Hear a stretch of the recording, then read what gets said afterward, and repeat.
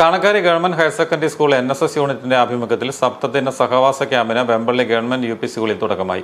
Advocate Mohan Joseph MLA ഉദ്ഘാടനം നിർവഹിച്ചു. ക്യാമ്പസുകളിലും school college തലങ്ങളിൽ NSS ക്യാമ്പുകൾ ഇന്നലെ മുതൽ ആരംഭിച്ചിരിക്കുകയാണ്.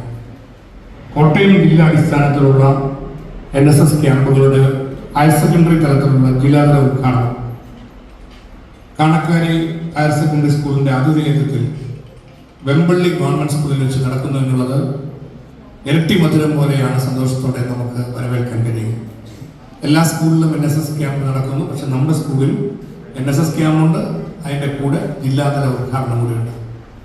അപ്പോൾ അത് നമ്മുടെ സ്കൂളിന് ലഭിച്ചു എന്നുള്ളത് ഏറ്റവും സന്തോഷമുള്ള കാര്യമാണ്. കാണക്കാരി ഗ്രാമപഞ്ചായത്ത് പ്രസിഡന്റ് അംബിക സുകുമാരൻ അധ്യക്ഷത വഹിച്ചു.